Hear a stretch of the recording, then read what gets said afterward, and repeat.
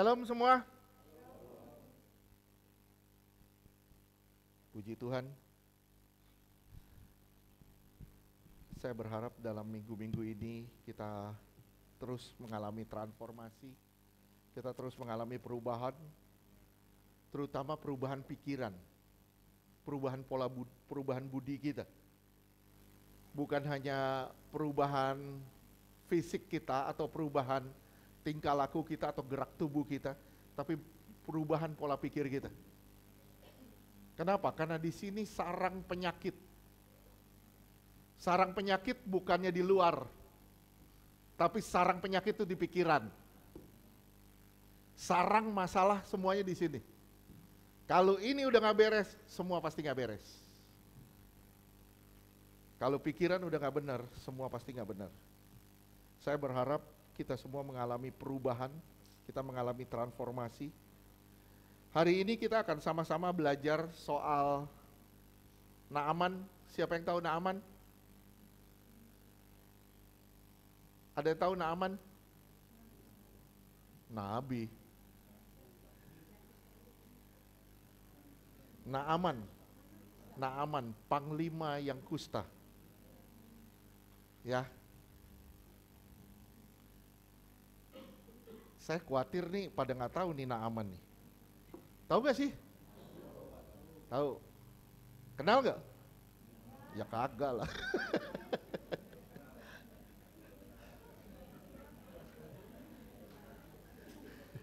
Gak ada yang kenal ya? Gak ada yang kenal. Naaman. Kenapa dikasih nama Naaman?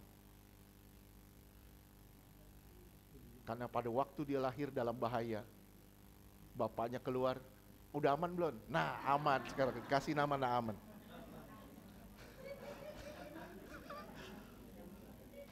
Gak, ini cuman gak ada di Alkitab, gak ada, jangan dicari.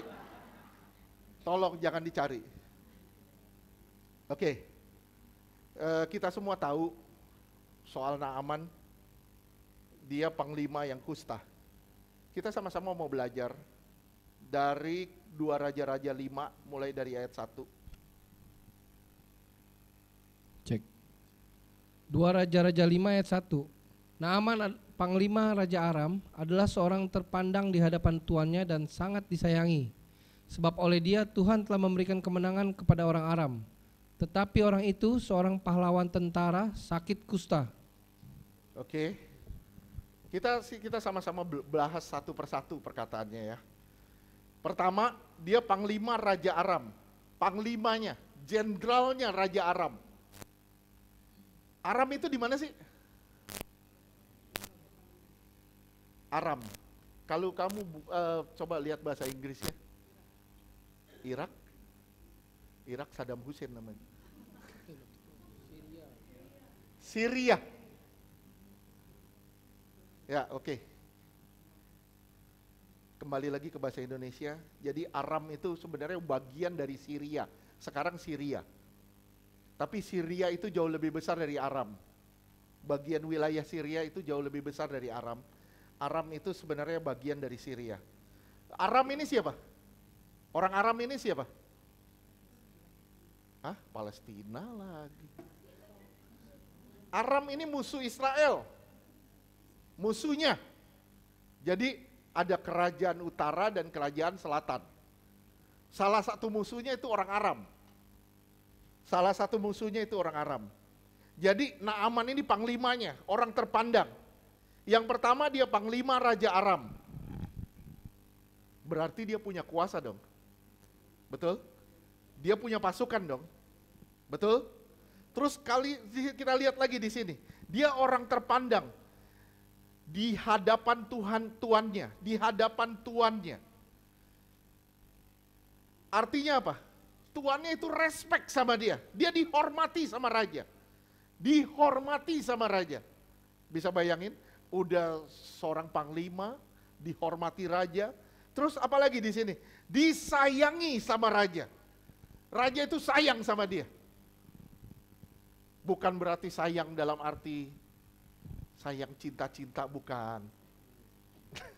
Sayangnya ini dalam arti seorang yang respect sama anak buahnya karena anak buahnya ini hebat sekali. Terus di situ dibilang, sebab oleh dia siapa? Oleh dia siapa? Terus lanjutnya. Tuhan memberi kemenangan. Luar biasa gak? Saudara bisa lihat gak di sini? Ada sesuatu yang luar biasa yang tersembunyi di sini. Kenapa? Ketika orang Israel jatuh dosa, dia menjauh dari Tuhan. Tuhan membangkitkan musuh-musuh mereka dan membuat musuh-musuh itu menang atas Israel. Bisa tangkap? Ini alasan sebab akibat. Ketidaktaatan pasti mendatangkan masalah. Saya ulang sekali lagi, semua dosa apapun pasti ada dampaknya. Nggak mungkin nggak ada. Dampaknya atau sebab akibatnya, semua dosa, apapun itu pasti ada dampaknya. Oleh sebab itu, di sini luar biasanya apa? Saya bilang gitu. Kenapa? Karena hukuman bagi dosa itu pasti mendatangkan didikan agar Israel kembali kepada Tuhan. Akhirnya Tuhan membuat orang Aram ini menang. Bisa tangkap sampai sini? Jadi kalau saudara ngelihat dulu ya, kalau zaman dulu itu peperangan antara dewa lawan dewa, lawan dewa. Dewanya Midian, dewanya orang Aram, itu perang orang Midian lawan orang Aram lawan Filistin, Dagon. Perang. Yang menang itu dewanya yang menang. Tapi di sini Tuhan menyatakan kedaulatannya. Tuhan yang memberi kemenangan kepada orang Aram. Sorry, maaf ya. Kadang Tuhan memberi kemenangan kepada musuh-musuh kita. Kenapa? Karena kita tidak taat atau karena kita menjauh dari Tuhan. Saya ulang sekali lagi. Kadangkala Tuhan memberi kemenangan kepada musuh-musuh kita, kepada orang-orang yang menyakiti kita, memberi kemenangan kepada mereka. Kenapa? Karena Tuhan mau merubah kita. Bukan berarti Tuhan bisa dikalahkan, enggak, tapi Tuhan izinkan itu terjadi. Sekali lagi, Tuhan mengizinkan itu terjadi supaya saudara dan saya berubah. Coba lihat Daniel 1 ayat 1 dan 2. Daniel 1 ayat 1. Pada tahun yang ketiga pemerintahan Yoyakim, Raja Yehuda, datanglah Nebukadnezar, Raja Babel ke Yerusalem lalu mengepung kota itu. Iya, terus ayat 2. Ayat 2, Tuhan menyerahkan Siapa yang Yoyakim. menyerahkan? Tuhan. Siapa yang menyerahkan? Tuhan yang menyerahkan. Tuhannya huruf besar? Tuhan yang menyerahkan. Jadi dia sendiri yang menyerahkan. Terus? Raja Yehuda dan sebagian dari perkakas-perkakas di rumah Allah ke dalam tangannya. Semuanya itu dibawanya ke tanah Sinear, ke dalam rumah dewanya. Perkakas-perkakas itu dibawanya ke dalam perbendaharaan dewanya. Iya, bukan berarti Tuhan kalah. Tapi kadangkala Tuhan harus mengizinkan ini terjadi demi suatu pertobatan. Sekali lagi, demi suatu pertobatan. Ingat, Tuhan bisa bangkitkan musuh dan Tuhan bisa beri kemenangan kepada mereka. Saya ulang sekali lagi, Tuhan bisa bangkitkan musuh dan Tuhan bisa beri ke mereka kemenangan. Kenapa? Karena Tuhan mau tuh kita terbalik ke jalannya Tuhan. Karena Tuhan mau kita balik ke jalannya Tuhan. Siapa Naaman? Dia orang Aram. Dia panglima tentara. Dia dihormati, dia disayang. Luar biasanya apa? Dia dipakai Tuhan untuk ngalahin Israel. Dia dipakai Tuhan untuk ngalahin Israel. Berarti dia musuh orang Israel.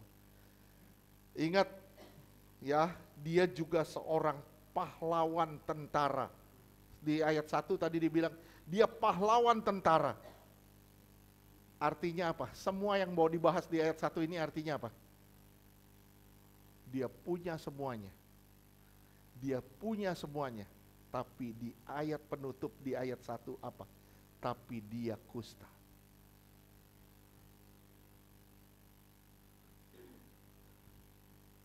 Ditutup di ayat 1 dengan kata sakit kusta. Punya semua, punya segala-galanya, tapi kusta. Ada artinya gak? Ada artinya gak semuanya? Ada artinya gak semuanya? Gak ada artinya ketika dia kena kusta. Sakit kusta artinya orang yang terasing. Orang yang terasing dibuang sama Tuhan dan dibuang juga sama masyarakat. Itu orang kusta. Sekali lagi, orang kusta itu artinya orang yang dibuang sama Tuhan dan juga disingkirkan juga sama masyarakat. Mereka harus disembunyikan, gak boleh keluar rumah, gak boleh ini, dijaga sedemikian rupa. Kenapa? Karena itu akan menular.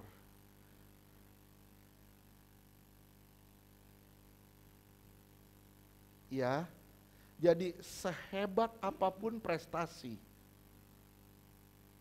tapi jika saudara dan saya hidup bertentangan dengan Tuhan, hidup semau-maunya, sehebat apapun engkau, punya apapun engkau, punya kekuatan luar biasakah engkau, tapi kalau engkau hidup sesuka-sukanya, saya bilang sekali lagi, semua jadi tidak ada artinya. Semua gak ada maknanya. Ini yang disebut dengan ilusi. Ilusi self-sufficiency. Self-sufficiency. Artinya semua saya punya, semua saya bisa nikmatin. Semua saya bisa nikmatin. Tapi semuanya itu yang saudara bisa nikmatin di dunia ini. Saya bilang, semuanya itu hanya ilusi belaka. Kenapa? Ketika saudara sakit, ketika saudara diambang kematian, semuanya nggak ada artinya.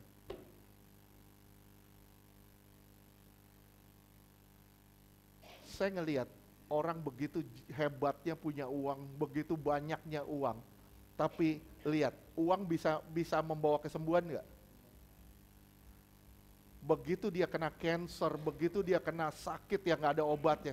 Dia bilang, gue mau bayar berapa aja, gue mau berobat di mana aja, asal gue sembuh. Nggak bakal bisa.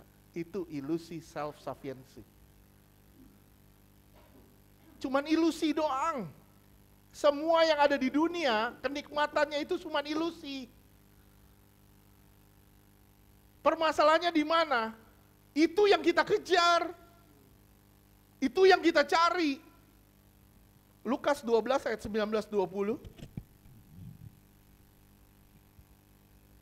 Lukas 12 ayat 19. Sesudah itu aku akan berkata kepada jiwaku, jiwaku, ada padamu banyak barang, tertimbun untuk bertahun-tahun lamanya. Beristirahatlah, makanlah, minumlah, dan bersenang-senanglah. Ayat 20.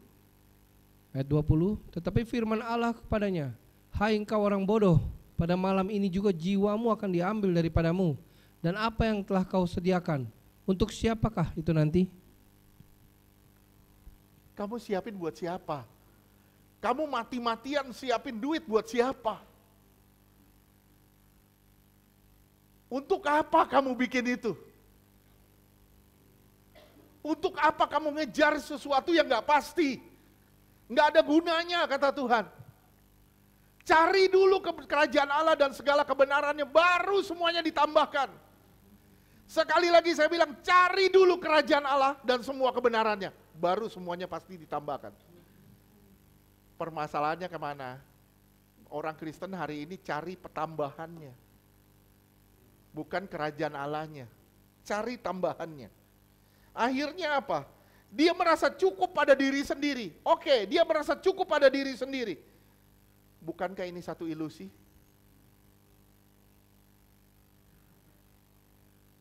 Coba deh saudara perhatiin. Saudara misalnya, saudara punya semuanya.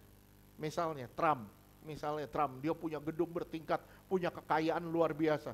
Tapi begitu ditembak, Tuhan mengizinkan kena kepalanya. Apa gunanya kekayaannya? Apa gunanya kekayaannya? John F. Kennedy punya nama, punya harta, punya semua. Tapi ditembak di leher, mati. Apa gunanya semuanya? Apa gunanya semuanya? Semua gak ada artinya. Saya cuma bilang, cari yang kekal.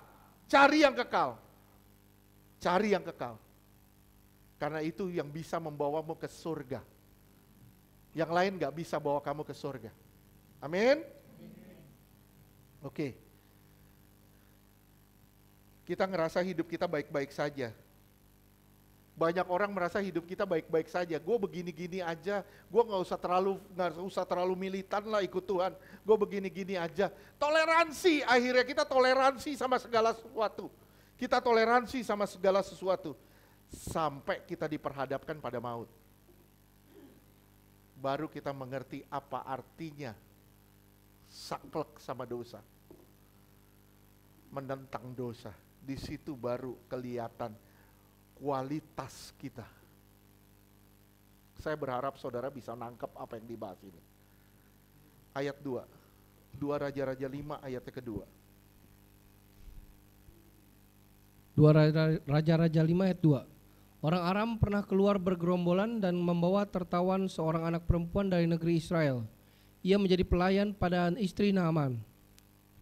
Saudara ngelihat, ini sengsara gak nih orang? Ini orang barbar, orang Aram ini seperti orang barbar. Di sini dia ngambil anak perempuan, kalau saudara lihat itu little maid. Jadi anak kecil, anak masih kecil, di bawah 12 tahun. Diambil dijadikan pembantu. Diambil dijadikan pembantu. Dijadikan pembantu atau pelayan di rumah istri Naaman. Ya. Terus ayat 3. Ini Naaman udah sakit kusta ya, ayat 3. 2 Raja-Raja 5 ayat 3. Berkatalah gadis itu kepada nyonyanya, sekiranya tuanku menghadap nabi yang di Samaria itu, maka tentulah nabi itu akan menyembuhkan dia dari penyakitnya. Oke. Saudara baca ayat 2 dan ayat 3. Saya minta saudara yang bahas. Apa yang saudara tangkap di ayat ini?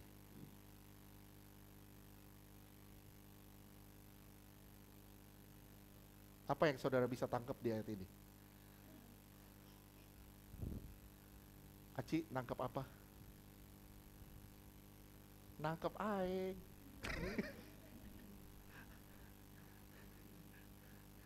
Ada tangkap sesuatu? Belum ngerti? Bu Yuli?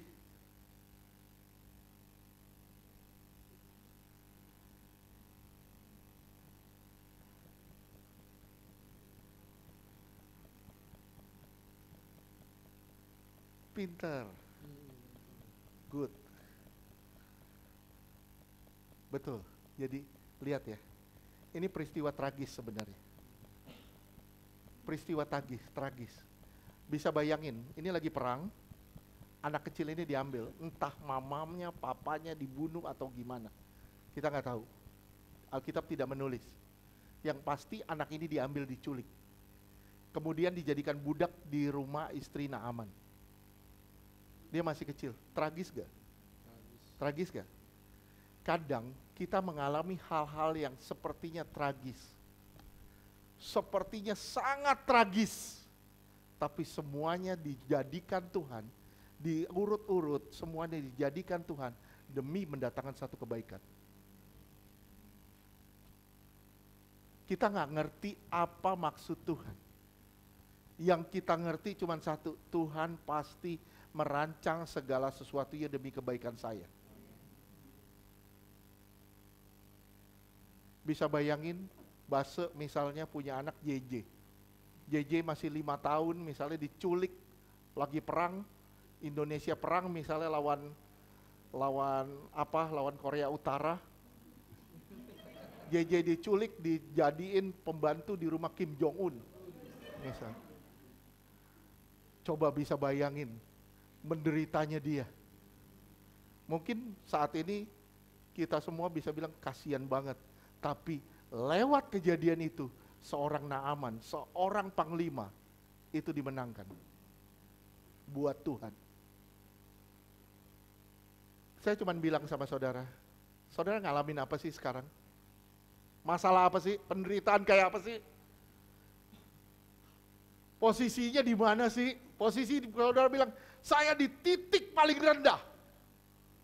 Saya bilang, kalau titik paling rendah itu bisa menjangkau orang yang terendah, yang hilang. Why not? Saya di posisi yang paling bawah saat ini. Semua rasanya tertutup. Saya bilang, kalau ini dirancang Tuhan demi kebaikan saudara, demi keselamatan jiwa-jiwa, kenapa enggak? Kita nggak ngerti apa yang akan terjadi di depan. Kita nggak tahu. Pak, kenapa saya sakit, Pak? Kenapa saya begini? Kenapa saya begini? Kenapa saya begini? Gimana kalau Tuhan izinkan? Gimana kalau Tuhan izinkan? Demi apa? Demi satu kebaikan. Saudara ngelihatnya fokusnya di sakitnya, saudara nggak ngelihat kebaikan Tuhannya. Itu masalahnya. Kita fokus di sakitnya, kita fokus di masalah keuangannya, kita fokus di masalah kita. Tapi kita nggak pernah fokus, Tuhan itu baik dan Tuhan merancangkan semuanya demi kebaikan kita.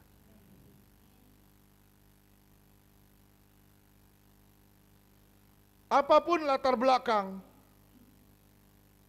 dia tetap dipakai Tuhan. Tuhan punya tujuan atas hidup saudara. Sekali lagi, Tuhan punya tujuan atas hidup saudara. Bahkan Tuhan punya tujuan atas masalah yang saudara hadapi saat ini. Tuhan punya tujuan buat semuanya. Di balik semua masalah pasti tersingkap berkat. Saya cuma bilang, di balik semua masalah pasti ada maksud dan tujuan Tuhan yang besar. Ada berkat Tuhan yang besar. 2 Korintus 7 ayat 5. 2 Korintus 7 ayat 5. Bahkan ketika kami tiba di Makedonia, kami tidak beroleh ketenangan bagi tubuh kami. Di mana-mana kami mengalami kesusahan. Dari luar pertengkaran dan dari dalam ketakutan. Dari luar banyak terjadi pertengkaran. Orang-orang pada bertengkar. Terus dari dalam banyak sekali ketakutan. Kenapa? Terjadi kerusuhan di luar, di dalamnya takut. Terus ayat 10, langsung kita lengkap ke ayat 10. 2 Korintus 7 ayat 10. Sebab duka cita menurut kehendak Allah menghasilkan pertobatan yang membawa keselamatan. Lihat ya, duka cita menurut kehendak Allah membawa saudara pada satu pertobatan. Terus? Dan yang tidak akan disesalkan. Tetapi duka akan nyesel ketika saudara ketemu ujungnya. Sekarang mungkin saudara, aduh kesel banget dengan keadaan ini. Tapi saudara akan lihat ujungnya kalau saudara ketemu Tuhan. Saudara gak pernah akan nyesal. Kenapa? Lewat kejadian itu saudara banyak belajar. Terus? Tetapi duka cita yang dari dunia ini menghasilkan kematian. Ya, terus ayat 11. 2 Korintus 7 ayat 11. Sebab perhatikanlah betapa justru duka cita yang menurut kehendak Allah itu mengerjakan pada kamu kesungguhan yang besar. Nah, lewat masalah saudara jadi sungguh-sungguh cari Tuhan. Lewat masalah saudara jadi benar-benar berdoa. Lewat masalah saudara jadi benar-benar nyembah Tuhan. Lewat masalah banyak sekali perkara-perkara rohani yang saudara lakukan. Yang tadinya enggak. Kita cuma lihatnya masalahnya kan? Kita cuma lihatnya masalahnya. Sebenarnya Tuhan merancang semuanya demi kebaikan kita. Terus? Bahkan pembelaan diri, kejengkelan, ketakutan, kerinduan, kegiatan, penghukuman. Di dalam semuanya itu kamu telah membuktikan bahwa kamu tidak bersalah di dalam perkara itu. Kamu gak salah. Kamu gak salah. Kenapa Tuhan? Kok saya bermasalah begini? Kenapa Tuhan? Kenapa Tuhan saya kok susah banget, hidup saya susah banget. Kenapa begini? Kenapa begini? Kenapa begini? Saat ini saudara mungkin nanya begitu. Tapi suatu hari saudara akan lihat. Begitu saudara berjumpa muka sama Tuhan. Puji Tuhan, saya harus mengalami lembah itu. Puji Tuhan. Kalau lewat lembah itu saya jadi jumpa sama Tuhan. Kalau nggak ada lembah itu mungkin saya nggak pernah jumpa sama Tuhan. Amin. Amin. Lihat Roma 8 ayat 28. Ini saya yakin semua udah tahu ayat ini. Roma 8 ayat 28. Kita tahu sekarang bahwa Kita tahu sekarang, berarti dulunya nggak tahu dong. Sekarang kita tahu. Jadi kita ngalamin dulu, kita ngalamin kesusahan, kesulitan, demi kesulitan. Baru dia ngomong, kita tahu sekarang. Baru dia bisa ngomong, kita tahu sekarang. Terus? Bahwa Allah turut bekerja dalam segala sesuatu untuk mendatangkan kebaikan bagi mereka yang mengasihi Semua Dia. yang saudara hadapi saat ini, percaya semuanya mendatangkan kebaikan. Terus? Yaitu bagi mereka yang terpanggil sesuai dengan rencana Allah. Semuanya saudara terpanggil buat rencana Allah. Itu suatu hal yang luar biasa. Lihat ya di sini ya, betapa hebatnya karya Tuhan. Dia izinkan perempuan kecil ini diculik, tapi dia tetap mempertahankan imannya sampai ketika dia ketemu, tuannya sakit, dia bilang tuh ada seorang nabi di Samaria. Dia bisa bersaksi tentang kesembuhan dari Tuhan. Dan lewat kejadian itu, luar biasanya apa? Terjadi pemulihan bagi Naaman. Setuju? Saudara ngadapin apa sih sekarang? Masalah apa sih sekarang? Saudara takut sama apa sih sekarang? Percaya gak sih semuanya datangin kebaikan? Percaya gak sih semua datangin kebaikan? Jangan melihat dari sisi kitanya, jangan lihat dari sisi masalahnya. Lihat dari sisi Tuhannya. Ketika Tuhan lagi bekerja, jangan bilang, waduh, jangan sampai saya ngadepin itu. Jangan sampai saya ngalamin ini. Saya bilang, kamu tidak pernah melihat rencana Tuhan yang besar.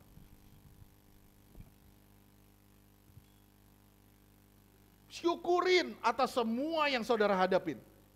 Kenapa? Karena semua pasti ada tujuan baiknya. Oke, kita lanjutkan ke ayat 4. Dua Raja-Raja. 2 Raja-Raja 5 ayat 4. 2 Raja-Raja 5 ayat 4. Lalu pergilah Naaman memberitahukan kepada tuannya, katanya, beginilah dikatakan oleh gadis yang dari negeri Israel itu. Ya, 5. 2 Raja-Raja 5 ayat 5. Maka jawab Raja Aram, baik, pergilah dan aku akan mengirim surat kepada Raja Israel. Lalu pergilah Naaman dan membawa sebagai persembahan 10 talenta perak dan 6.000 sikal emas dan 10 potong pakaian. Iya, dia bawa ini bukan tanggung-tanggung loh. Saudara tahu 10 sikal emas berapa duit kalau dirupiahin sekarang? Berapa? Dihitung sekitar antara 28 sampai 30 miliar. Itu baru sikal emas ya, belum sikal peraknya. Bisa bayangin dia pergi bawa duit begitu banyak, bawa persembahan begitu banyak. 10 potong pakaian, dia bawa emas 6.000 sikal perak, sikal emas. Dia bawa berapa lagi tuh sikal perak? 10 talenta perak. 10 talenta perak ditambah 6.000 sikal emas. Ditambah 10 potong pakaian. Bisa nggak saudara bayangin, ini seorang yang sangat berada. Dia punya jabatan, punya uang. Dia bilang, mungkin kalau saya bilang sekarang, mungkin kalau bisa bayangin ya. Misalnya, Ibu Wati kemarin, puji Tuhan, sudah sembuh dari kanker dan sembuh total ya. Bisa bayangin ibu dikasih tahu sama anak kecil, bilang, Oma, berobat tuh sama itu. Ada nabi di sana. Terus mungkin Ibu Wati bilang, enggak, saya lagi berobat sama profesor ini. Sama profesor ini, sama dokter ini, sama dokter ini. Gimana coba ya, ini orang berpendidikan, well educated, sangat berpendidikan. Tapi luar biasanya apa? Dia bisa nurut dengan perkataan si anak kecil ini. Kenapa? Karena Tuhan pakai dia, anak kecil ini, untuk menobatkan si Naaman ini. Dia punya segalanya loh, dia punya segalanya. Kalau saudara bilang, ya siapa sih saya bisa nasehatin orang.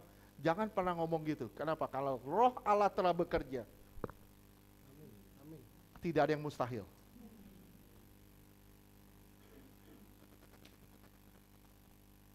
Setuju?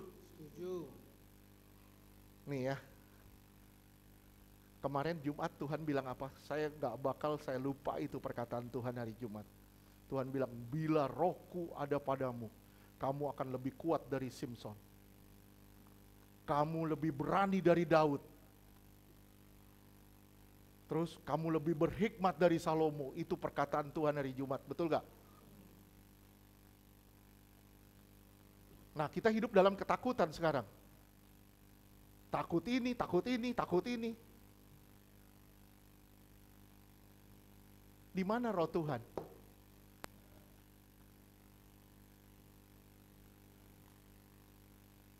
Ada sedikit ini takut, ada ini takut. Di mana roh Tuhan? Dibilang kita lebih berani dari Daud kok. Kita lebih berhikmat dari Salomo. Kita lebih kuat dari Simson. Ya elah. Jangan jadi Samson Betawi.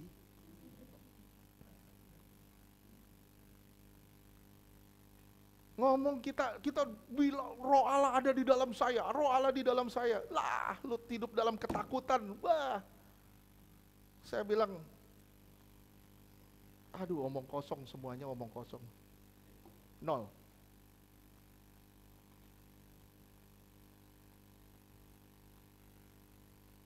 Ya. Saya bilang bukan begitu caranya. Kita punya jabatan. Orang Aram ini punya jabatan. Dia punya uang. Dia bisa berobat kemana-mana. Dia bisa berobat ke luar negeri. Dia bisa berobat kemana-mana. Dia punya uang banyak. Tapi Tuhan pakai seorang anak kecil untuk menyelamatkan Naaman. Tuhan bisa gerakin kemana aja. Tuhan mau. Tapi semua demi kebaikan kita. Sekali lagi, Tuhan bisa gerakin kemana aja Tuhan mau. Tapi semua demi kebaikan kita. Amsal 21 ayat 1. Amsal 21 ayat 1. Hati raja seperti batang air di dalam tangan Tuhan. Dialirkannya kemana ia ingini. Lihat, kemana Tuhan inginin? Ngalir. Kemana Tuhan bikin? Ngalir. Apa yang Tuhan mau? Lakukan. Kalau Tuhan mau, pasti jadi. Saya selalu bilang gitu, kalau Tuhan mau, pasti jadi. Lihat ya, Tuhan bilang retret. Oke, udah tinggal berapa hari lagi? Pegang duit gak? Sampai hari ini gak ada pegang duit. Tapi kalau Tuhan mau, pasti jadi. Takut gak Pak? Kalau pakai ini, iya. Kalau pakai ini, iya. Tertekan gak? Kalau pakai ini, iya. Belajar kita tidak bergerak dengan mata jasmani atau pikiran kita atau dengan telinga jasmani kita. Belajar kita bergerak dengan iman kita. Itu yang membuat kita gak takut sama apapun juga. Ya. Saya ingat waktu kita COVID, waktu zamannya COVID. Perhatiin nggak? Kita hampir kita nggak pernah stop. Banyak orang bilang, Pak jangan Pak ini. Bahkan ada orang dari dalam sendiri sampai bilang, tunduk sama pemerintah. Saya bilang di atas pemerintah ada Tuhan.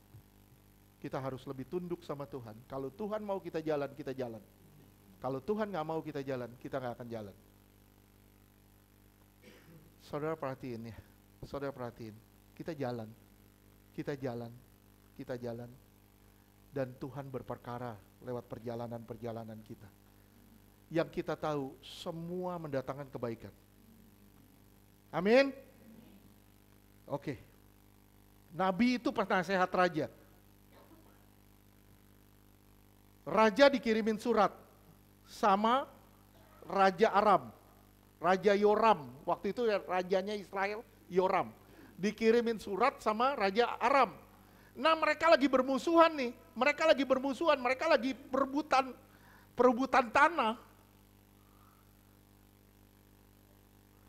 Nabi itu bukannya pembantu, bukan peliharaan istana. Saya ulang sekali lagi, Nabi itu bukan peliharaan istana. Nabi itu pelayan Tuhan. Dia melayani Tuhan. Jadi apa yang Tuhan sampaikan, dia sampaikan kepada raja. Bahkan ada kalanya Nabi harus menegur raja ketika raja salah. Setuju enggak? Setuju. Jadi pelayanan, yang dimaksud pelayanan, itu nggak bisa dibatasin dengan strata. Saya ulang, pelayanan itu tidak bisa dibatasi dengan strata. Saya selalu ngomong sama saudara, betul nggak? Saya selalu ngomong gini, wah Bapak kan gembala. Saya bilang kita sama-sama jongos. Betul nggak? Saudara jongos, saya jongos.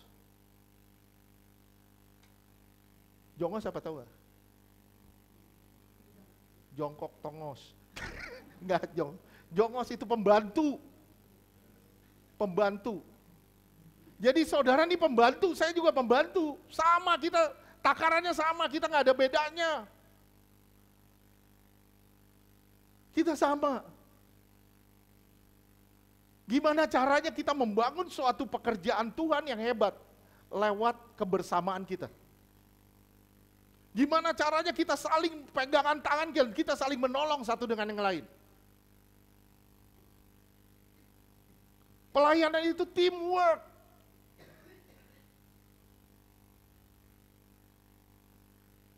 Saudara lihat ya, relasi Elisa dengan Raja Israel mesra gak? Saya ulang sekali lagi, saya tanya, relasi Elisa dengan Raja Israel mesra gak? Kok diam semua sih?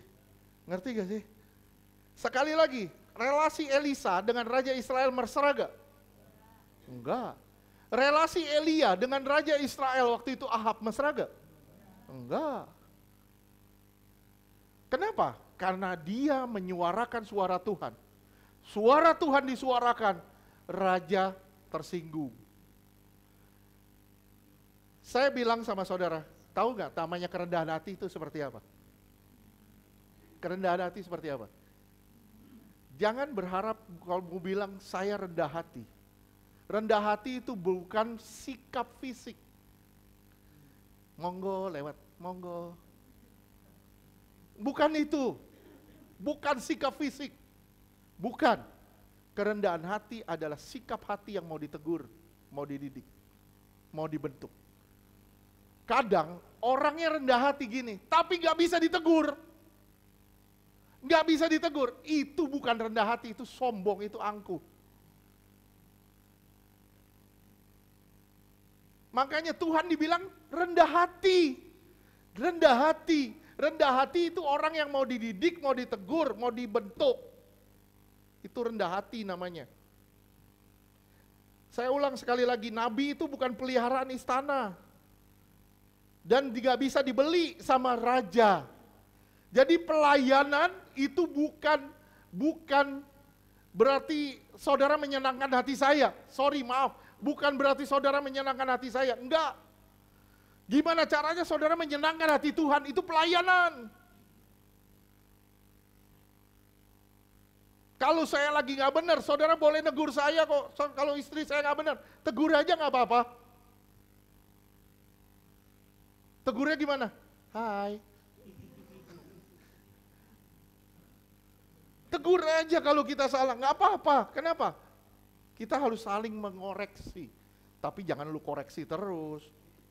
Jangan pikir-pikir koreksi, dikit-dikit koreksi, dikit-dikit koreksi. Lu cari-cari kesalahan itu mah. Oke, sampai sini ngerti?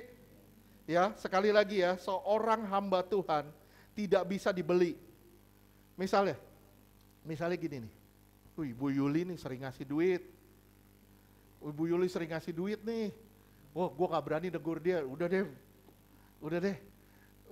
nanti dulu deh Bu. Saya nggak bisa negur dia. Nah, tapi dia lagi berantem sama Ibu Wati misalnya tolak dalam nama Yesus. Tolak. Ibu Wati nggak pernah ngasih duit, cuma ngasih kacang.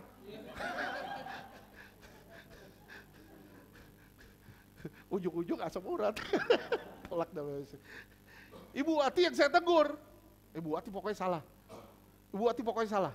Dia nggak salah. Kenapa? Karena ngasih duit. Nah itu pelayanan itu bisa dibeli. Pelayanan bisa dibeli. Pelayanan nggak bisa dibeli. Nggak bisa. Saya berapa kali saya ngomong sama orang yang punya uang waktu itu. Saya duduk di sebelahnya, saya bilang gini, sorry ya pelayanan butuh uang. Tapi sorry yang punya uang jangan coba atur pelayanan.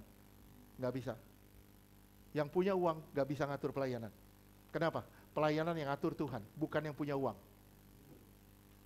Setuju? Setuju. Gimana ceritanya di gereja orang yang punya uang taruh di posisi yang terbaik? Nggak bisa itu. Semua sama. You punya persembahan 1.000, 2.000, you punya persembahan 1 juta, 2 juta. You sama di mata Tuhan. Kita punya hak yang sama semua di mata Tuhan. Amin? Setuju? Setuju. Seorang hamba Tuhan tidak bisa dibeli. Dia bukan menyenangkan manusia, tapi justru harus menyenangkan hati Tuhan. Roma 16 ayat 17 dan 18. Roma 16 ayat 17. Tetapi aku menasihatkan kamu, saudara-saudara, supaya kamu waspada terhadap mereka yang bertentangan dengan pengajaran yang telah kamu terima, menimbulkan perpecahan dan godaan. Sebab itu hindarilah mereka. Terus hindari mereka. Kenapa? Terus 18. Ayat 18, sebab orang-orang demikian tidak melayani Kristus, Tuhan kita, tetapi melayani perut mereka sendiri. Iya, melayani perut. Jangan pikir saya perutnya tambah gede. Kalau si Base Rita sering ngasih saya mie, oh berarti saya melayani dia. Salah. Kalau si ini kasih ini, saya melayani dia. Salah. Semua harus dapat porsi yang sama di mata Tuhan. Amin. Amin. Amin. Kita bisa bersentuhan, kita bisa bercanda sama semuanya. Mau dia dari garis 70 ke atas atau 20 ke bawah. Kita harus menjadi gembala bagi semua. Amin. Kita menjadi hamba Tuhan bagi semua. Amin. Bukan bagi kaum atas, kaum elit, bukan bagi kaum rendahan, bukan. Ya. Tapi bagi semuanya. Setuju? Setuju. Oke. Kalau saudara perhatiin, rajanya siapa namanya? Kan panglimanya namanya Naaman. Rajanya namanya? Siapa? Siapa? Lin? Ben Hadad. Aduh, pada nggak baca Alkitab. Paling gampang itu jawaban lupa. Kalau orang ngutang sampai mati kita nggak lupa. Kalau orang ngutang kita ingat terus. Begitu Alkitab lupa. Ben Hadad. Jadi gini, orang Aram punya dewa namanya Hadad. Hadad itu nama dewa petir. Dewa petir tahu? Petir, kalau di Yunani namanya Zeus. Ya, makanya kalau kita nonton film Thor itu nggak boleh, kenapa? Itu jelmaan dari Hadad. Ben Hadad artinya Ben itu putra atau anak. Ben Hadad artinya anak Hadad, anak petir, putra petir, Gundala putra petir. Thor gitu, Zeus, Hercules, nah itu putra petir semua tuh, putranya Zeus, putra Zeus semua tuh. Nah itu disebutnya Ben Hadad. Jadi persembahannya orang Aram itu namanya Hadad. Hadad itu artinya petir, halilintar. Jadi Ben Hadad artinya putra petir atau putra halilintar. Nah saudara lihat sama-sama, kita lihat ke ayat 7, 2 Raja-Raja 5 ayat 7. 2 Raja-Raja 5 ayat 7. Segera sesudah Raja Israel membaca surat itu, dikoyakannya lah pakaiannya serta berkata, Allahkah aku ini yang dapat mematikan dan menghidupkan? Sehingga orang ini mengirim pesan kepadaku supaya kusembuhkan seorang dari penyakit kustanya. Tetapi sesungguhnya perhatikanlah dan lihatlah, ia mencari gara-gara terhadap aku. Lihat ya, dia cari gara-gara sama aku. Ini orang negatif thinking. Orang ini negatif thinking. Kalau pikiran kita udah gak beres, negatif thinking, pikiran kita udah gak benar, apapun orang sebaik apapun, kita pasti negatif. Betul gak sih? Saya yakin nih semua ngalamin. Saya bilang ya, saya ulang sekali lagi ya, kalau kita memandang orang sudah negatif, saya memandang orang sudah negatif, apapun sebaik apapun dia lakukan pada saya tetap akan negatif. Kenapa? Kita akan ngelihat orang sakit. Saya ulang ya, kita akan ngelihat orang itu sakit, sebenarnya yang sakit itu kita. Sebenarnya yang sakit kita, bukan di mereka. Yang sakit itu kita. Kenapa? Karena kita akan ngelihat orang sakit. Ya kalau si A datang ke rumah saya, aduh mau apa nih? Aduh mau apa nih? Waduh ujung-ujung minjem duit nih. Padahal dia mau ngasih makanan justru ke kita. Tapi karena kita udah negatif thinking, akhirnya apa? Pikiran kita nggak negatif. Yang sakit siapa? Yang sakit sebenarnya kita. Kenapa? Karena pikiran kita udah jahat sama orang. Nah, si Yoram dapat surat. Padahal suratnya maksudnya apa? Supaya si Naaman ini berobat. Dibilang apa? Wah, dia cari gara-gara nih sama gue. Dia cari gara-gara nih. Terus ayat 8. 2 Raja-Raja 5 ayat 8. Segera sesudah didengar Elisa, abdi Allah itu, bahwa Raja Israel mengoyakkan pakaiannya, dikirimnyalah pesan kepada Raja bunyinya, mengapa engkau mengoyakkan pakaianmu? Biarlah ia datang kepadaku supaya ia tahu bahwa ada seorang nabi di Israel. Iya, ada seorang nabi di Israel. Nah jadi Elisa dengar nih, oh Raja Israel kok begini nih. Nah kalau saudara perhatiin waktu berapa minggu lalu saya khotbahin, si Yoram ini datang ke Elisa. Terus bikin apa? Elisa bikin apa? Elisa bilang, gua gak ada urusan sama lu ya. Gua gak ada urusan sama lu. Tapi karena Yosafat, oke, gua tolong. Bukan karena lu. Lihat ya, sikap seorang hamba Tuhan, gak toleransi sama dosa. Sama sekali gak toleransi. Dia gak suka sama dosa. Kenapa? Karena Yoram tinggal dalam kefasikan. Terus lanjutkan ayat 9. 2 Raja-Raja 5 ayat 9. Kemudian datanglah Naaman dengan kudanya dan keretanya, lalu berhenti di depan pintu rumah Elisa. Ya, ini di depan pintu seorang nabi. Ini panglima, bisa bayangin panglima. Bisa bayangin, Will, kalau misalnya Pak Prabowo datang ke rumah kamu, Will, terus minta didoain sama kamu, misalnya, Will, kamu bikin apa, Will?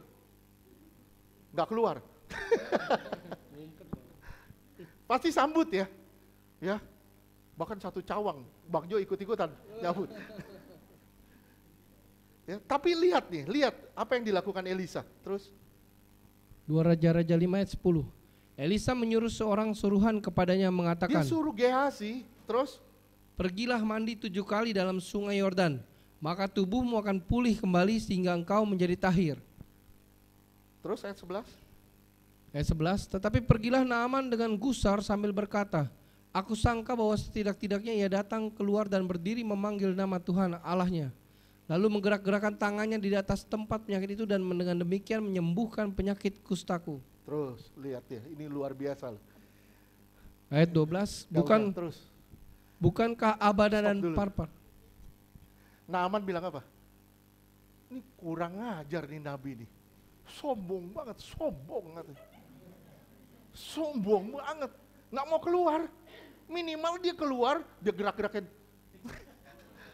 Dia gerak-gerakin tangannya ke tubuhku. Terus doain, pakai nama Yesus, doain. Ini enggak loh. Elisa nggak keluar sama sekali, dia cuma bilang gini, Gehazi, bilang tuh sama Naaman, suruh mandi 7 kali. Suruh nyelup 7 kali. Terus ayat 12. Bukankah Abana, 2 Raja-Raja 5 ayat 12. Bukankah Abana dan Parpar, sungai-sungai Damsyik lebih baik dari segala sungai di Israel? Bukankah aku dapat mandi di sana dan menjadi tahir?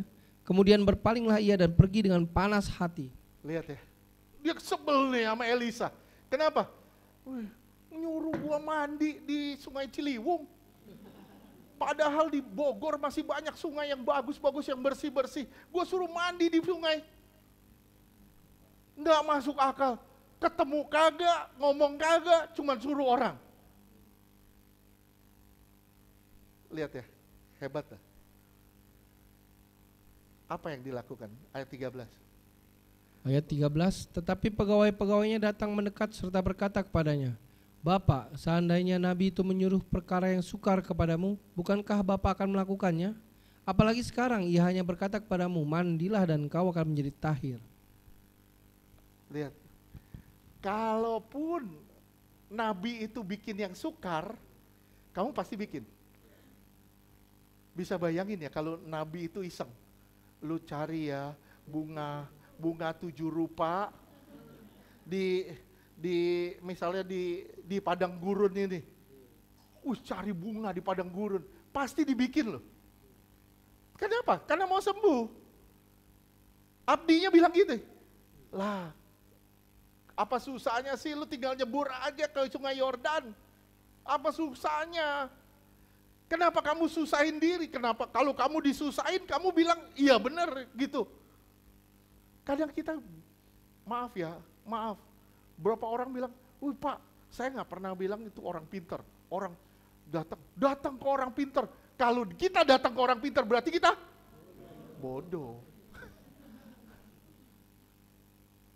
Ada orang ngomong, Pak, dia anak orang sakti, Pak, anaknya orang sakti. Saya bilang, sepanjang saya baca Alkitab, nggak ada kata orang sakti. Cuman ada orang benar dan orang fasik, nggak ada tulisan orang sakti. Lu mau bilang lu orang sakti, kayak lu mau bilang apa kayak terserah. Cuman saya tahu orang fasik dan orang benar. Nggak ada namanya orang sakti. Sesakti apapun orang, pakai nama Yesus pasti kacau, pasti keluar. Nggak ada namanya orang sakti. Setuju? Nah lihat ya, dilihat. Kita dulu masa lalu, misalnya masa lalu. Wah kalau mau sembuh ini pakai ayam hitam katanya. Ayam hitam pantatnya buntutnya digaplak-gaplakin. Kita bikin. Yang aneh-aneh kita bikin dan kita bilang, iya bener lu. Nah tinggal nyerahin diri aja di sungai Yordan, apa susahnya?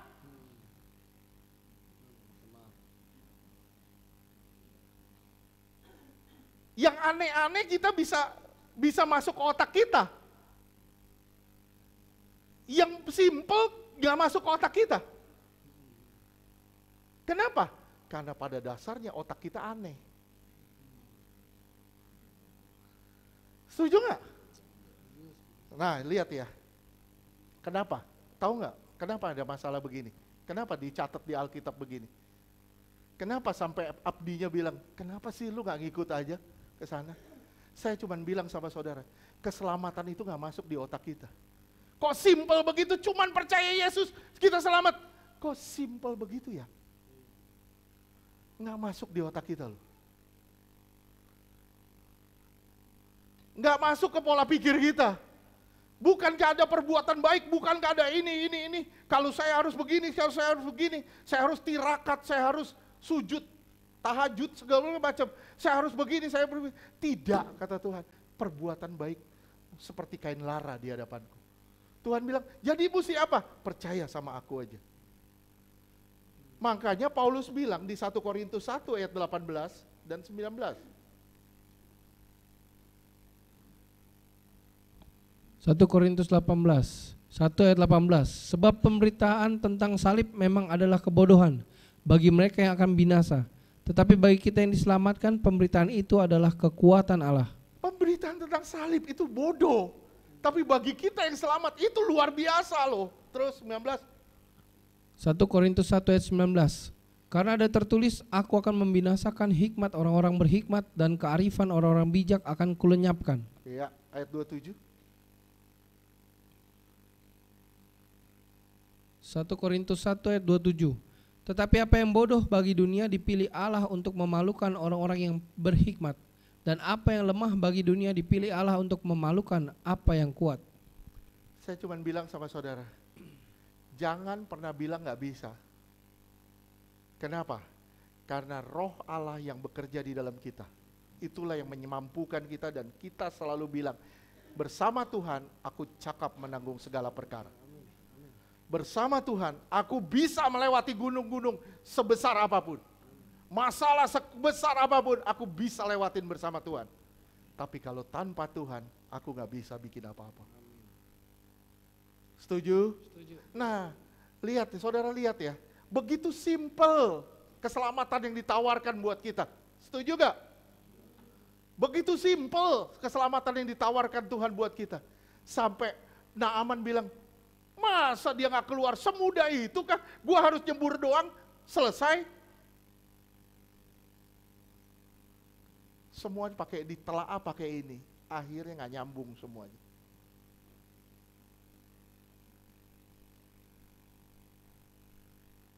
Saudara lihat ya, tadi kita udah bilang pegawai-pegawainya datang mendekat dan berkata, kalau sulit pun kamu pasti bikin kok. Apa yang terjadi? Ayat 14.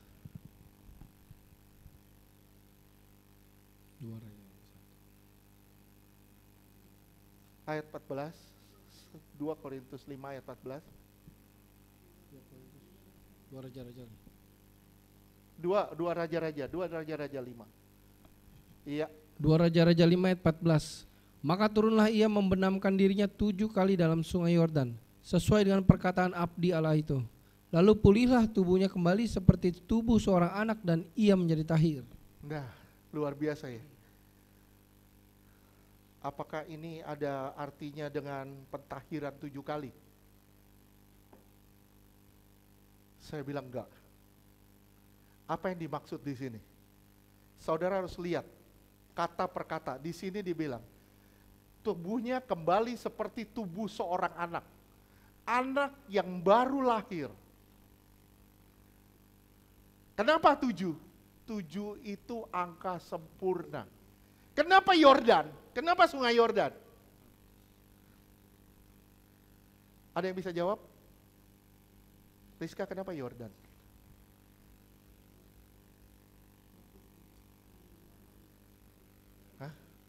Pertobatan. Yordan artinya apa? Saudara silakan cari di Google. Yordan itu artinya yang turun ke bawah. Siapakah yang turun ke bawah? Dia Allah yang maha tinggi turun ke bawah.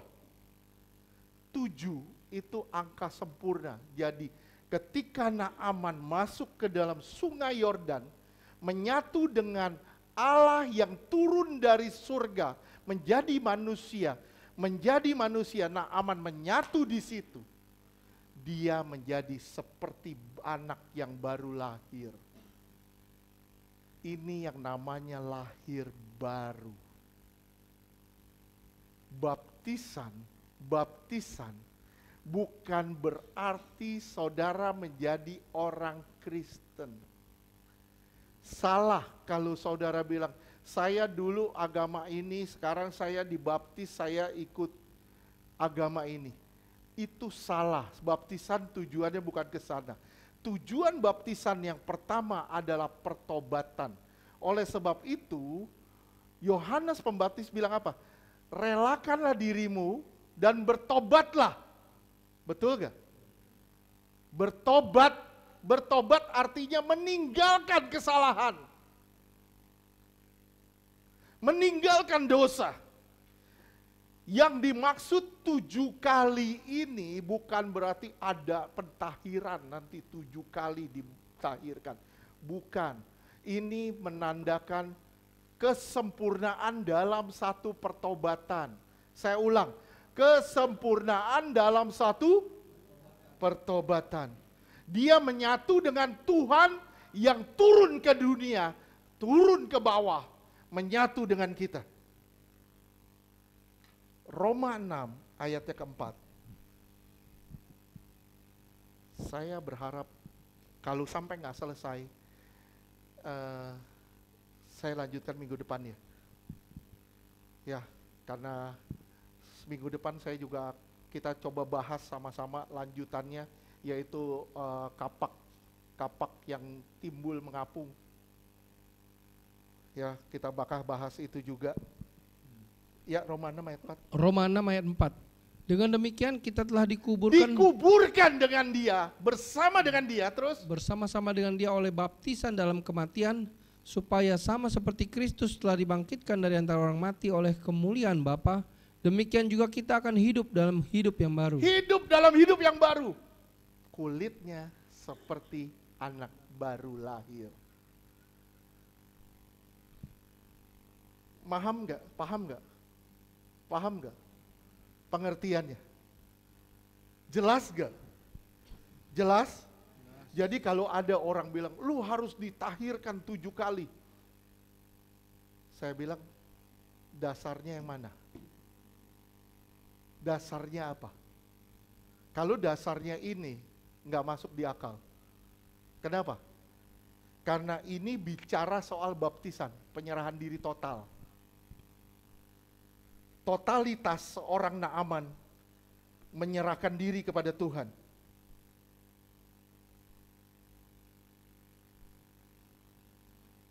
Setuju? Oke, kayaknya kita akhiri dulu deh. Kita lanjutkan minggu depannya. Tuhan berkati semuanya.